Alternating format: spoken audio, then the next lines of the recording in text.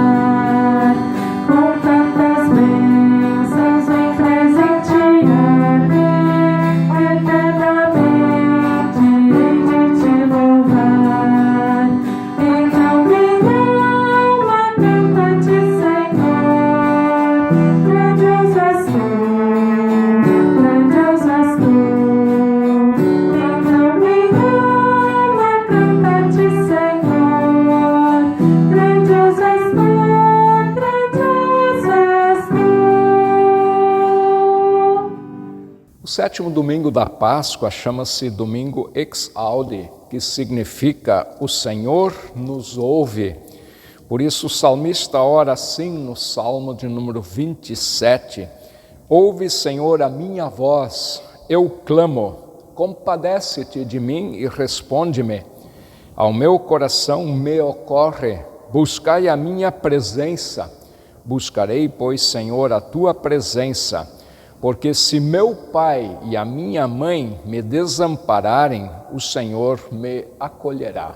Que bela promessa esta que nós ouvimos E motivados por esta palavra do salmista, esta promessa de Deus, nós queremos nos dirigir a Deus em oração, nós queremos orar ao Senhor. Oremos assim como estamos. Ó Senhor Deus, eterno Salvador, Criador da vida e mantenedor de tudo que é bom, nós te louvamos porque vens ao nosso encontro através de Jesus Cristo, teu Filho, nosso Senhor.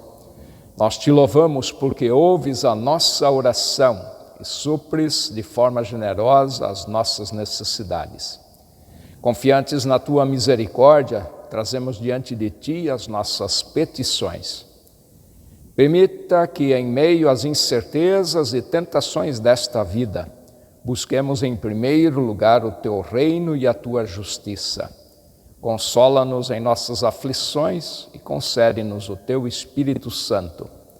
Prepara os nossos corações para ouvirmos a tua palavra, que ela seja como uma lâmpada para os nossos pés, uma luz em nossos caminhos. Tenha misericórdia, ó Deus, de teu povo, de cada um de nós, e perdoa-nos os nossos pecados, cometidos contra ti e também contra o nosso próximo. É por Cristo Jesus, nosso Senhor e Salvador, que nós te pedimos. Amém. O salmista confessa sua fé dizendo assim: estou certo de que o Senhor Deus está sempre comigo. Ele está ao meu lado direito e nada poderá me abalar. Louvemos a Deus por isto, cantando juntos o hino Bendito seja Deus que não me rejeita a oração.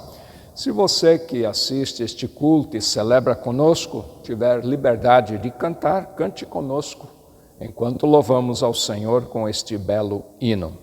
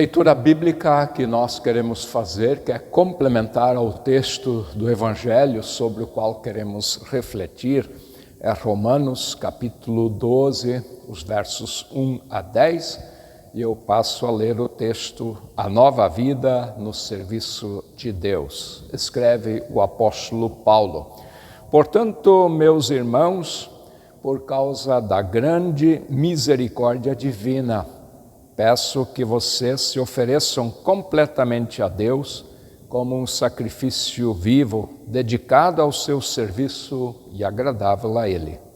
Esta é a verdadeira adoração que vocês devem oferecer a Deus. Não vivam como vivem as pessoas deste mundo, mas deixem que Deus os transforme por meio de uma completa mudança da mente de vocês. Assim vocês conhecerão a vontade de Deus, isto é, aquilo que é bom, perfeito e agradável a Ele. Por causa da bondade de Deus para comigo, me chamando para ser apóstolo, eu digo a todos vocês que não se achem melhores do que realmente são. Pelo contrário, pensem com humildade a respeito de vocês mesmos, e cada um julgue a si mesmo conforme a fé que Deus lhe deu. Porque assim como em um só corpo temos muitas partes e todas elas têm funções diferentes, assim também nós, embora sejamos muitos, somos um só corpo por estarmos unidos com Cristo. E todos estamos unidos uns com os outros como partes diferentes de um só corpo. Portanto, usemos os nossos diferentes dons de acordo com a graça que Deus nos deu. Se o dom que recebemos é o de anunciar a mensagem de Deus, façamos isso de acordo com a fé que temos. Se é o dom de servir, então devemos servir. Se é o de ensinar, então ensinemos. Se é o de animar os outros, então animemos. Quem reparte com os outros o que tem, que faça isso com generosidade. Quem tem autoridade, que use a sua autoridade com todo o cuidado. Quem ajuda os outros, que ajude com alegria. Que o amor de vocês não seja fingido, odeiem o mal e sigam o que é bom. Amem uns aos outros com o amor de irmãos em Cristo e se esforcem para tratar uns aos outros com respeito. Até aqui, queridos irmãos e irmãs, este belo texto em que Paulo inicia com a recomendação de que os cristãos não se conformem a este mundo, mas que neste mundo deem o seu testemunho pela sua vivência de acordo com o Evangelho de nosso Senhor Jesus Cristo, colocando-se à disposição para servir ao Senhor no serviço da melhor forma possível uns aos outros. É um belo texto complementar ao texto do Evangelho sobre o qual queremos refletir logo mais, e em preparação à leitura do Evangelho queremos cantar o hino seguinte, que é o número 560 do nosso inário, o hino Unidos, Unidos. Em preparação à leitura do Evangelho, então cantamos juntos esta bela canção. Unidos, unidos em teu amor, unidos, unidos em teu amor, pois neste mundo paz e amor teremos, pois neste mundo paz e amor teremos, unidos, sempre unidos, tomando-nos as mãos, iremos pelo mundo cantando a glória de Jesus, enfim resplandecerá, o mundo se encherá de amor e de paz. O salmista diz: lâmpada para os meus pés é a tua palavra e luz para os meus caminhos. Convido para ouvirmos com atenção a leitura do Evangelho, sobre o qual gostaria de refletir com vocês neste culto. Evangelho de João, capítulo 17, verso 1 e depois versos 9 até 21, é a oração de Jesus em favor de seus seguidores. Diz o texto: depois de dizer essas coisas, Jesus olhou para o céu e disse: eu peço em favor deles, não peço em favor do mundo, mas por aqueles que me deste, pois são teus. Tudo o que é meu é teu, e tudo o que é teu é meu, e a minha natureza divina se revela por meio daqueles que me deste. Agora estou indo para perto de ti. Eles continuam no mundo, mas eu não estou mais no mundo. Pai Santo, pelo poder do teu nome, o nome que me deste, guarda-os para que sejam um, assim como tu e eu somos um. Quando estava com eles no mundo, eu os guardava pelo poder do teu nome, o mesmo nome que me deste. Tomei conta deles, e nenhum se perdeu, a não ser aquele que já ia se perder, para que se cumprisse o que as Escrituras Sagradas dizem. E agora estou indo para perto de ti, mas digo isso enquanto estou no mundo, para que o coração deles fique cheio da minha alegria. Eu lhes dei a tua mensagem, mas o mundo ficou com ódio deles, porque eles não são do mundo, como eu também não sou. Não peço que os tires do mundo, mas que os guardes do maligno. Assim como eu não sou do mundo, eles também não são. Que eles sejam teus por meio da verdade. A tua mensagem, a tua palavra é a verdade. Assim como tu me enviaste ao mundo, eu também os enviei. Em favor deles eu me entrego completamente a ti. Faço isso para que, de fato, eles também sejam completamente teus. Não peço somente por eles, mas também em favor das pessoas que vão crer em mim por meio da mensagem deles. E peço que todos sejam um. E assim como tu, meu Pai, estás unido comigo e eu estou unido contigo, que todos os que crerem também estejam unidos a nós, para que o mundo creia que tu me enviaste. Até aqui o texto do Evangelho de nosso Senhor Jesus Cristo. Queridos irmãos e irmãs, querida comunidade, queridos irmãos de perto e de longe que acompanham nossa celebração. A palavra mundo se destaca em nosso texto, nesta conhecida oração de nosso Senhor Jesus Cristo em favor daqueles que nele creem,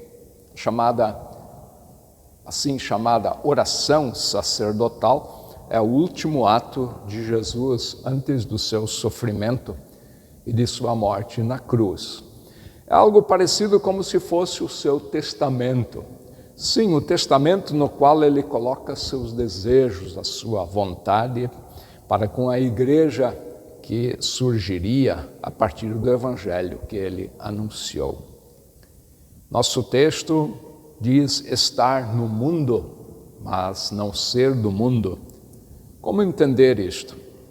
Nem sempre é fácil compreender qual deve ser a nossa relação, a relação dos que creem no Senhor Jesus Cristo com o mundo no qual nós vivemos. Tanto é assim que ao longo da história tivemos sempre duas tendências que não correspondem, na verdade, ao que Jesus diz sobre isso em nosso texto. Ao longo dos séculos, os cristãos e a igreja sempre se movimentaram entre duas tendências.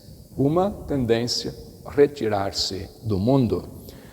Esta foi uma tendência muito forte no início do cristianismo, mas se prolongou por muitos séculos ainda pela igreja.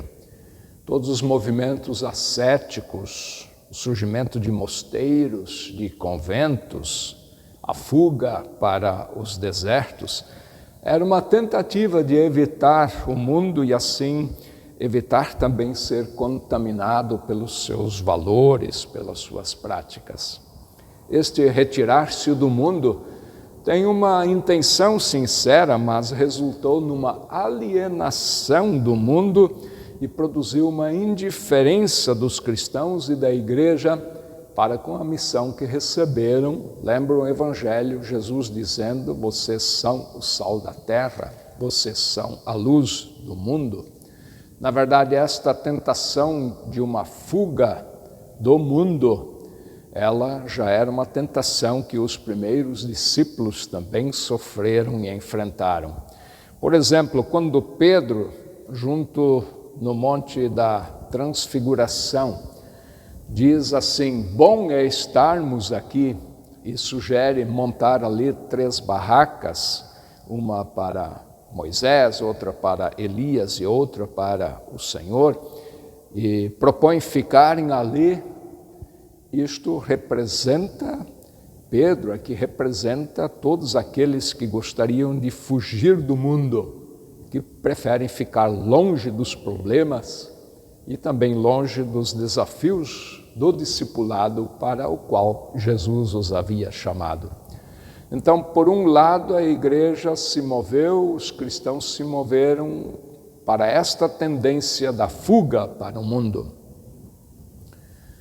Uma outra alternativa é a adaptação ao mundo, adaptar-se ao mundo. Este é o extremo oposto do retirar-se. Aqui os cristãos, eles se inserem no mundo de tal forma que acabam assumindo seus valores, seu estilo de vida, sua cultura. Esta é a crítica que o apóstolo Paulo faz na sua carta aos Romanos, que nós lemos. Palavra incisiva de Paulo: não vos conformeis, diz o apóstolo. Na adaptação ao mundo, fazemos o contrário do que Paulo aqui recomenda em nosso texto. Aqui nos conformamos, aqui nos adequamos, aqui nos ajeitamos e aceitamos as coisas como elas são, para não nos comprometermos e não nos indispormos com aquilo que acontece no mundo e que possivelmente nosso Senhor Jesus Cristo não aprovaria. Se na fuga do mundo ficamos alienados e indiferentes com o futuro do mundo, aqui nesta alternativa da adaptação ao mundo, ficamos tão parecidos com os descrentes que nossa vida e nosso testemunho não chamam mais a atenção de ninguém e também já não fazem mais muita diferença. Jesus Cristo quer nos ajudar para que evitemos, e por isso este texto que ouvimos é tão importante. Nosso Senhor quer nos ajudar para que evitemos tanto um extremo, a fuga, como outro extremo, o adaptar-se ao mundo, o adaptarmos-nos à realidade do mundo. Nem o fugir, nem o adaptar-se são da vontade de nosso Senhor.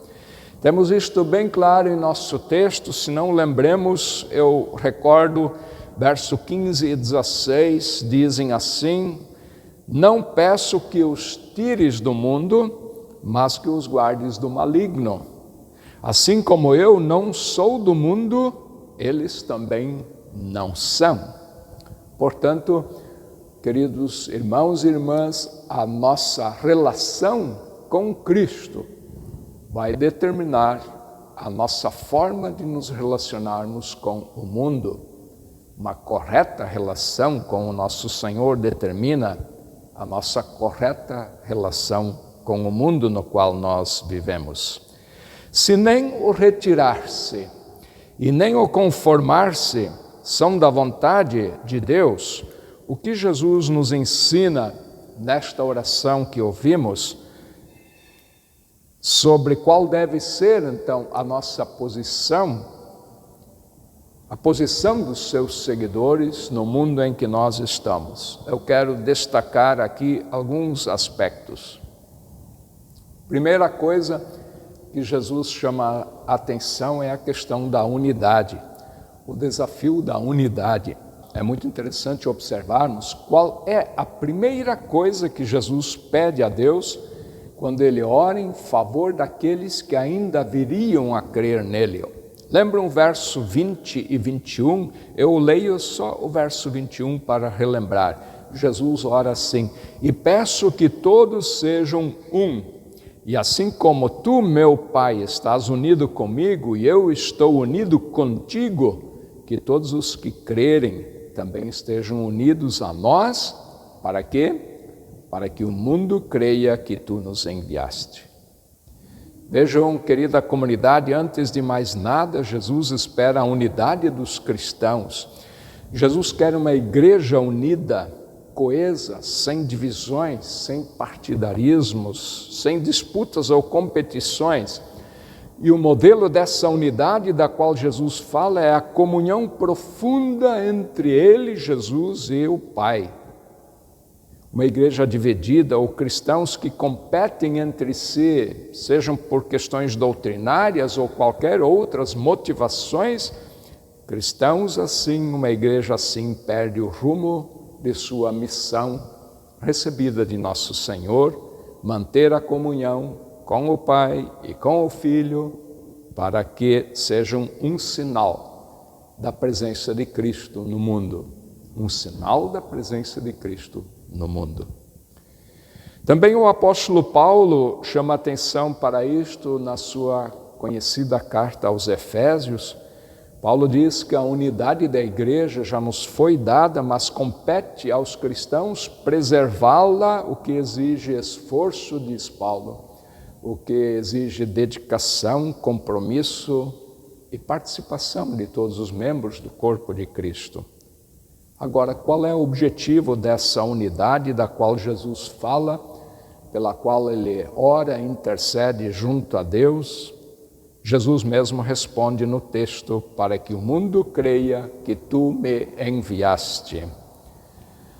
Portanto, qualquer orgulho espiritual ou vaidade religiosa daqueles que creem são uma pedra de tropeço na vida daqueles que são chamados para ainda crerem, ou seja, aqueles que são convidados para a fé. Então, a primeira coisa que se destaca em nosso texto é esta vocação, este chamado, este desafio para uma comunhão intensa entre os cristãos. Na sequência disso vem o desafio do testemunho, muito presente em nosso texto. Se não, vejamos o verso 18 de novo. Assim como tu me enviaste ao mundo, diz Jesus, eu também os enviei. E antes, no verso 10, Jesus afirma: a minha natureza divina se revela por meio daqueles que me deste. Ser um Cristo para os outros, na verdade, é o grande desafio que nosso Senhor aqui nos coloca. Consegue imaginar sermos um representante, sermos um Cristo para os outros com quem nos relacionamos? A revista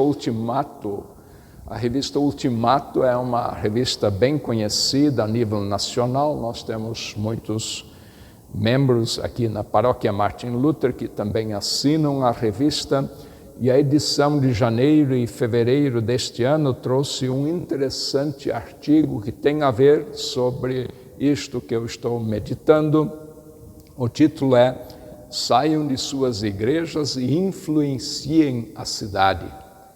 E o autor pergunta: mas como? E então o autor aponta alguns desafios que os cristãos precisam encarar para que a igreja possa cumprir, os cristãos possam cumprir a missão que receberam aqui no mundo. O autor diz: ocupar espaços.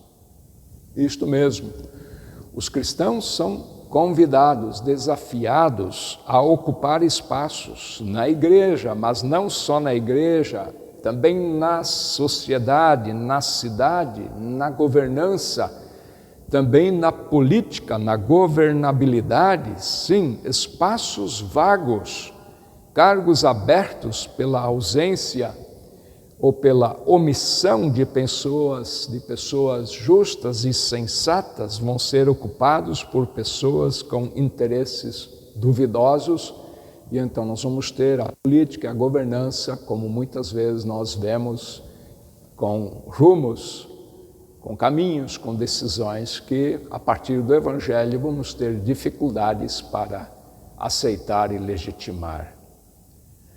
Eu sei, queridos irmãos e irmãs, que muitos de vocês talvez vão estranhar esta afirmação, mas este é o grande desafio do Evangelho, sim, pois a nossa omissão de espaços que nós deixamos para outros ocuparem vão ser ocupados muitas vezes por pessoas cujos interesses são duvidosos. O autor diz: não é só ocupar espaços, mas exercer influência.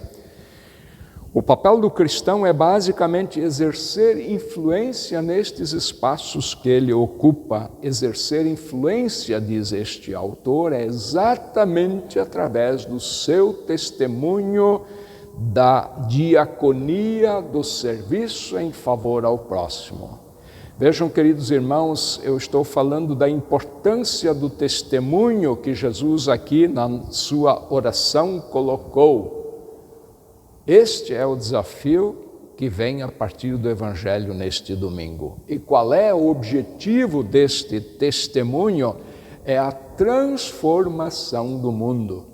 Lembra no início eu coloquei, não é um fugir do mundo. Deus não quer que a gente fuja, mas Deus também não quer que a gente se adeque, que a gente se adapte, que a gente se conforme. O objetivo do nosso testemunho, da nossa comunhão intensa, da unidade, é exatamente que a igreja, os cristãos, sejam a presença viva de Cristo no mundo para que o mundo seja transformado. A fé dos que confessam o nome de Jesus, então, não resulta em fuga, nem promove adaptação ao mundo, mas gera uma nova ética que se fundamenta na comunhão com o Senhor. E esta chamada ética cristã, que deveria ser a motivação para todos nós, ela exercita-se na compaixão, na prática da compaixão, na busca por reconciliação. Esta ética promove a paz, defende o que é justo, não o que tu achas justo, eu acho justo, mas o que Deus coloca como sendo justo. Esta ética se exercita na prática da solidariedade, no exercício do serviço, na diaconia.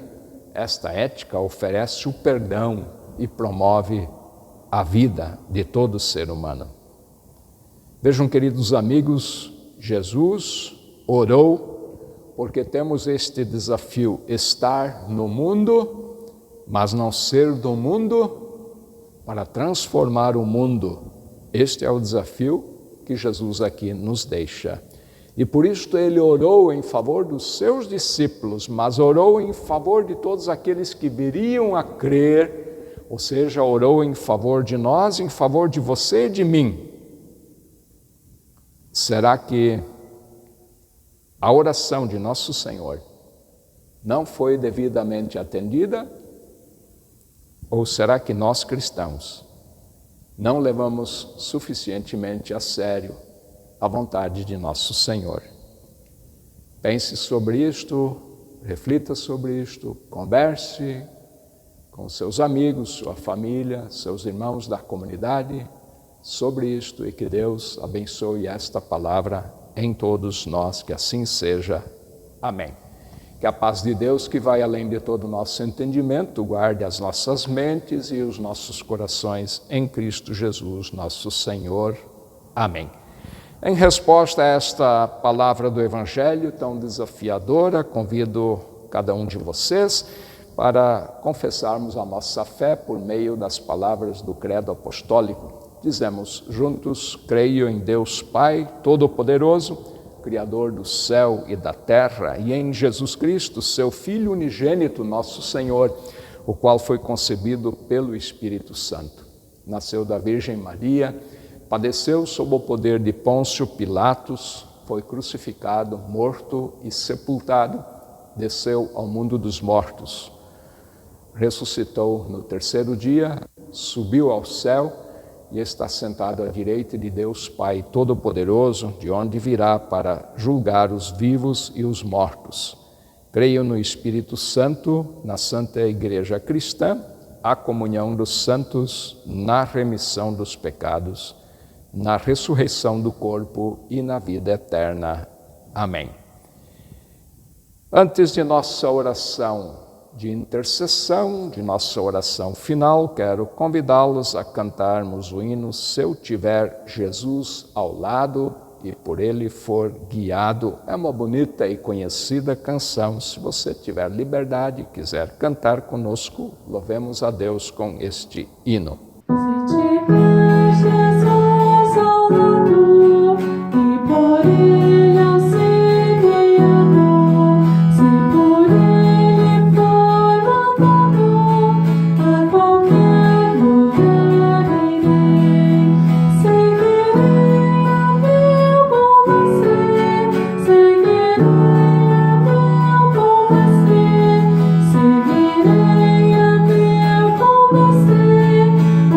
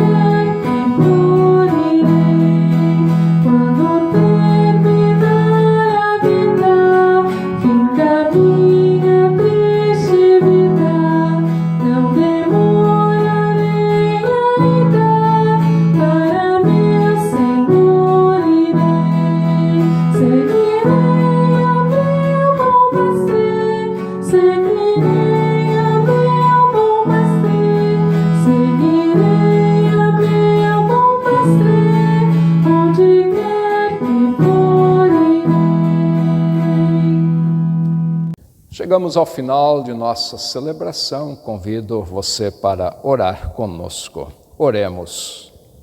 Nós te louvamos, Senhor Jesus Cristo, que de forma tão benigna e misericordiosa te compadeceste de nós. Vieste a este mundo para nos salvar do pecado e da morte. Nos tornaste filhos de nosso amado Pai Celeste. Nós te bendizemos por nos convidares e nos enviares ao mundo para sermos testemunhas do teu amor e assim anunciar a tua misericórdia. Confiantes na tua misericórdia, trazemos diante de ti as nossas intercessões.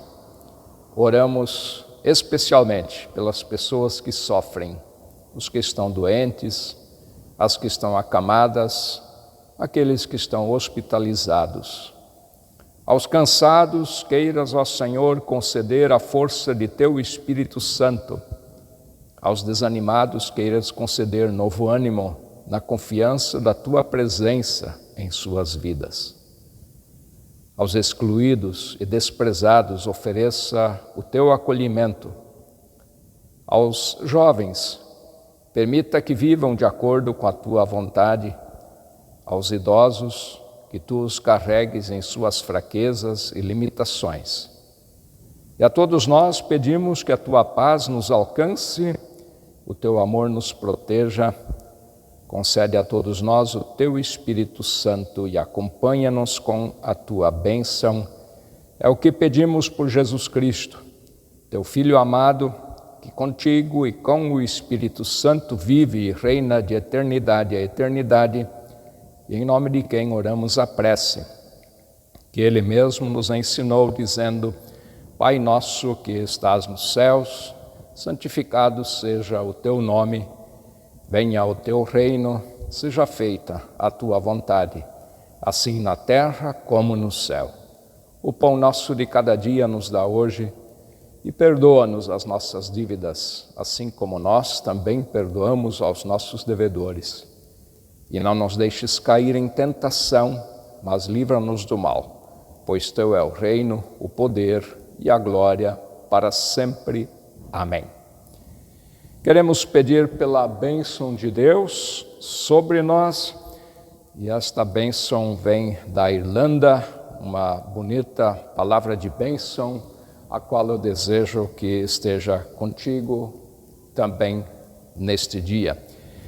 Que a estrada se abra à sua frente, que o vento sopre levemente às suas costas, que o sol brilhe morno e suave em tua face, que a chuva caia de mansinho em seus campos, e até que nos encontremos de novo, que Deus lhe guarde na palma de suas mãos. Vão na paz do Trino Deus, Pai, Filho e Espírito Santo, e sirvam ao Senhor com alegria em vossos corações. Amém.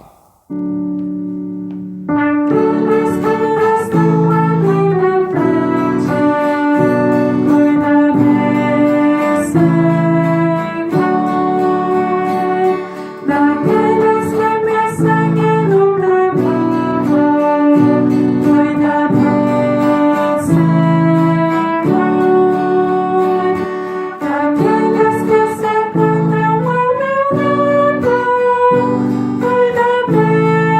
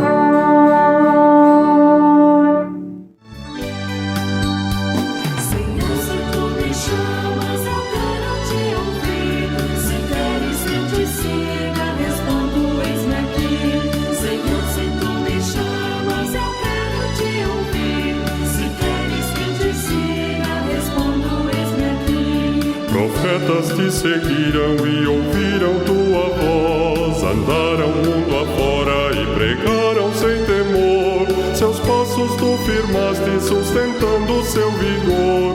Profeta, tu me chamas, e Senhor, aqui estou.